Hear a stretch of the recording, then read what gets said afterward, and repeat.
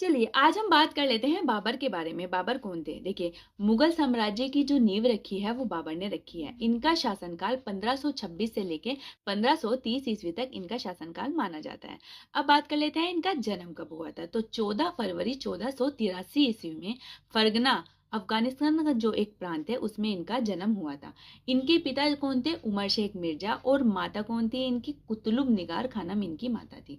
इनका कहते हैं कि जब ये 11 वर्ष के थे तभी इनके जो पिता हैं उनकी क्या हो गई? मृत्यु हो गई थी। तो इन्होंने तभी ये गद्दी पर बैठे थे। 1507 ईस्वी में इन्होंने बादशाह की उपाधि धारण की थी। कहते हैं तैमूर वंश के प्रथम शासक थे जिन्होंने बादशाह की उपाधि धारण की थी। भारत में इन्होंने कितनी बार? 5 बार आक्रमण किया है। ये क्वेश्चन बनता है, भारत पर इन्होंने कितनी बार आक्रमण किया है? 5 बार। कब तक किया है? 1519 से लेके 1526 ईस्वी तक। इन्हें राणा सांगा ने क्या करा था? निमंत्रण दिया था इब्राहिम लोदी पर आक्रमण करने का। तो ये भारत आए थे।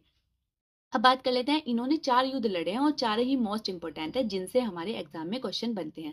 प्रथम बात कर लेते हैं पानीपत का प्रथम युद्ध, जो कब हुआ था? 21 अप्रैल 1526 ईस्वी में हुआ था। इसमें इन्होंने किसे हराया था? इसमें इन्होंने हराया था इब्राहिम लोदी को। अब बात कर लेते हैं कि इसमें तोप खानों का यूज, पानीपत की प्रथम युद्ध में इन्होंने तोप खानों का यूज किया था, ठीक है, और तुलगमयीती का यूज किया था। कहते हैं ये प्रथम शासक है जिन्होंने पहली बार इसका प्रयोग किया था। अभी तक ऐसे किसी शासक ने तोप खानों का यूज नहीं किया था।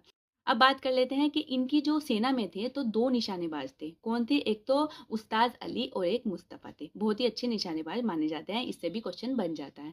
इन्होंने अपनी एक आत्मकथा लिखी थी, वो कौन-सी थी? तुजुक-ए-बाबरी, जो कौन-सी थी? तुर्की भाषा में। कहते हैं तुर्की भाषा के एक कवि थे, ये बहुत शक्तिशाली भी थे और नेचर प्रेमी भी थे। इन्होंने बहुत सारे बगीचों का निर्माण कराया है अपने कार्यकाल में।